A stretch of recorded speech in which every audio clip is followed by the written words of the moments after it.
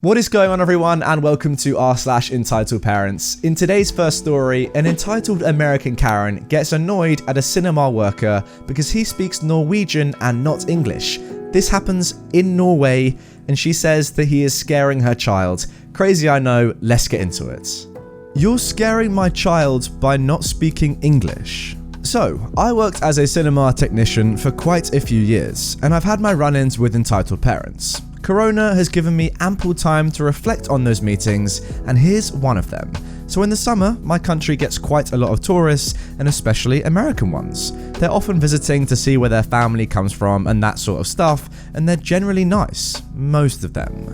But not this Karen. She was different. She, her husband, and their entitled kid came in the cinema in the middle of the day. There were very few people, since we Norwegians like to get our sun whenever it pops up.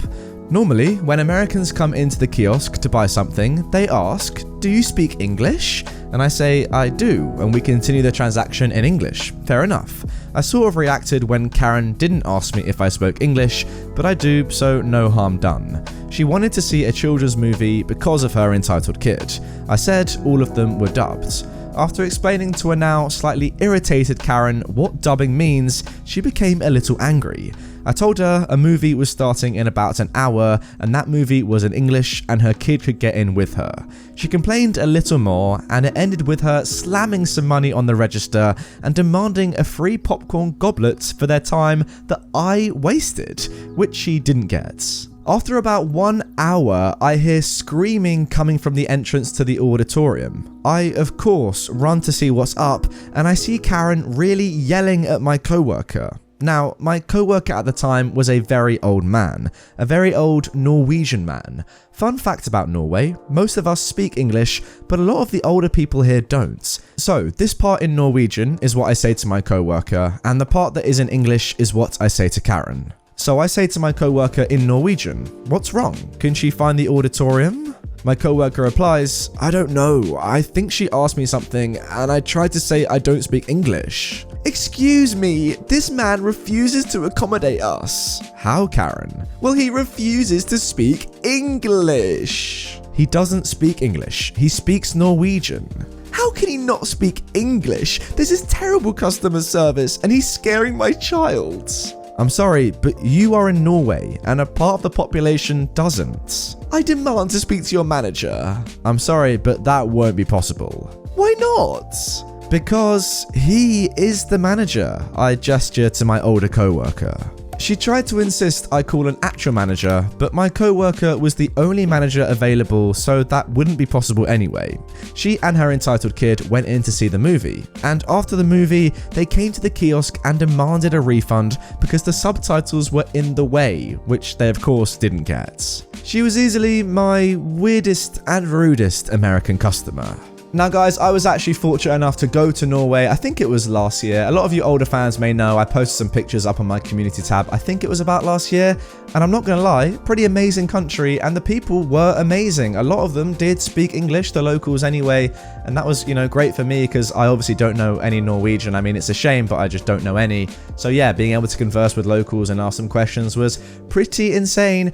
But as someone who is visiting another country where their language isn't English, their national language, it's obviously Norwegian, I wouldn't expect anyone there to actually speak English. We're just lucky as English-speaking people that other people can speak our language as well as their own language. Because, whenever I go to another country where I can't speak the language, I'm always like, oh, I feel bad, I feel guilty that they can speak my language, but I can't speak theirs in their own country.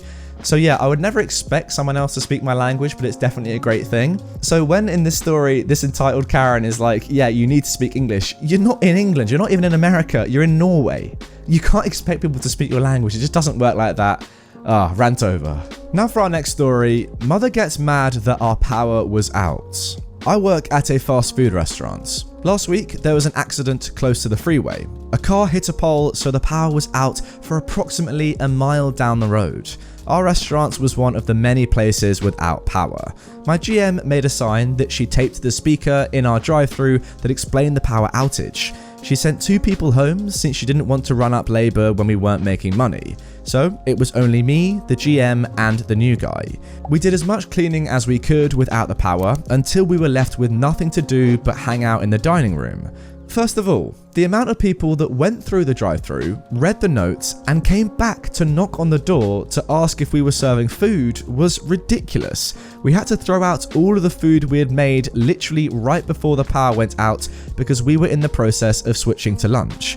Most people were understanding when we explained that we had nothing to serve them. When the power came back on, we still had to wait for everything to heat up before we could cook anything again.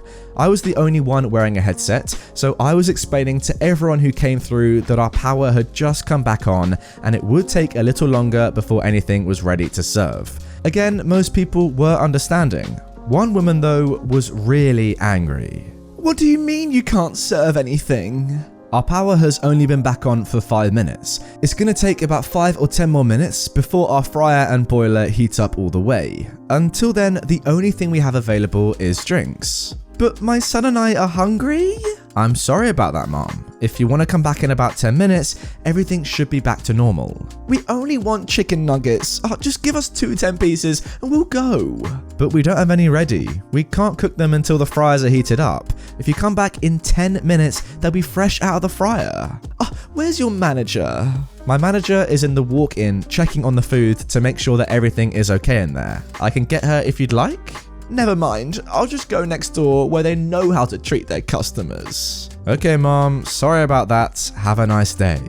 I watched her go next door and get turned away there too. I was dying to know if she had raised a fuss over there. I just don't understand what part of our power was out for over an hour and we need time to get everything ready some people just don't get. I just don't get it. People probably just lose their perception of what real life is when they get hangry. I guess that's the only logical explanation.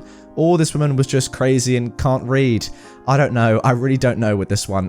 Yeah, what a strange woman. And as you say, OP, I really hope that she went next door and got berated by the staff, or at least put up a fuss and then got some karma somehow. Because you can't just go around to every single restaurant saying, "What do you mean your power's out? The power is out. You can't get food. You can't get heated up. Do you want cold food? Just give it 10 minutes, woman. 10 minutes. Now for our final story. An entitled mum threatened to sue me and force me to find her son's missing teeth after he tried to drown me. So, this story comes from about 16 to 17 years ago, when I was about 7 or 8 years old. Some details might not be word for word, given the time and age difference. During the summer, my parents would send me off to a day camp at a local water park called Water World, which has been closed for the past few years. Its main attraction was the large outdoor pool, the rope swing, the raft slide, and the shotgun slide. The place was a real dump and by all accounts should have been condemned. The sidewalks would get so hot that they would burn your feet, there was almost no shade, and we would be forced to walk across it constantly for camp activities, while barefoot. The volleyball court next to the large pool had wasps living in the sand every year. The wooden structures were all mouldy, including the support beams for some of the water slides, especially the raft one that was 3 stories tall. One of the pool slides was permanently shut down due to serious injury, and the surrounding woods were filled with dumped appliances and several broken down and rusted out vehicles that we children would play on and around when we were told to go play in the woods by our lazy, minimum wage teenage camp counselors. To exhaustively explain how much of a dump this place was, my fondest memory of the place is when I saved my friend's little brother, who was 5 at the time, from a swarm of wasps after he apparently threw a car battery on top of their nest to see what would happen. Let that sink in. Sounds like a crazy, crazy place. Anyways, on with the story. I was swimming in the shallow end of the pool with a few of my friends at the time, while waiting for our parents to pick us up, when a larger kid, probably around 13 years old, the age limit for the camp, came over and started dunking me under the water. At first, I thought it was just him messing around, but for some reason he kept dunking me under the water, trying to get some sick entertainment out of it. This went on for several minutes. None of the lifeguards were paying attention, and the same went for the camp counselors. At one point, I said to myself, I'm gonna drown if this goes on for any longer. I've got to do something. I immediately got a grip on the bottom of the pool and jumped up as forcefully as I could, headbutting back into his face in an attempt to break free. I apparently broke 3 of his teeth loose, and in the chaos that immediately followed, I got away. I didn't care about the kid, I just wanted to get out of the pool, so I went to a counsellor and told them that the kid and I got into a fight. Fighting at the camp was fairly normal because the counsellors openly didn't care at all. The counsellor went to see if the kid was okay after making me wait in a nearby building, and I didn't hear back for some time. After about 15 minutes or so, this tall woman barges into the building with the counsellor in tow. Enter the entitled mother. "Are you the little idiot that hit my son?" What? The counsellor walked away at this point with a not my job kind of attitude, while the entitled mum grabbed me with both hands, repeating, "Did you hit my son?" I tried to tell her what happened. He was drowning me and nobody would help, but oh, that's BS. My son was just playing with you and your friends and you hit him. He would never hurt anyone, let alone drown them. He's missing teeth now. The entitled mum then gestured to the pool, where the kid I had headbutted was still wading in the shallow area, gauze in his mouth. "You're going to help him find his teeth. Then you're going to juvie and I'll be suing your family for the damages, including the lifelong trauma and quality of life problems you've given my son." I kept saying things like, "But he was trying to kill me," or "It's not my fault he wouldn't let go." But in the entitled mum's mind, her son could do no harm, and I was the devil child who dared to fight back. The whole time, I was still being held and shaken back and forth by this entitled mum. I actually was forced by both the entitled mum and a counsellor to look around in the pool with the entitled kid for about 15 minutes for his missing teeth, until my dad drove to pick me up. I'm sorry to say I missed the conversation that unfolded between the entitled mum and my dad as it happened in the parking lot. But suffice to say, I didn't go to juvie, we weren't sued, and I never heard from the entitled mum or her son again. We stopped going to that camp a year later. Yeah, dude, that sounds like the smart decision to me, if I'm honest. That camp sounds absolutely horrific. I mean, if the people that are running the camp are not even paid well enough or just don't care enough to even look after you, and you're off, riding on decrepit tractors and vehicles, and then you're in the pool without a lifeguard, what? That is a recipe for disaster. And you know what? It very nearly happened. If you weren't as strong as you were, you very may well have drowned at that point. I mean, honestly, I don't want to, kind of overemphasize the situation, but I'm not exaggerating here, guys. This was nearly a murder. Legit. I mean, realistically, this whole place needs to get shut down immediately because it's so unsafe.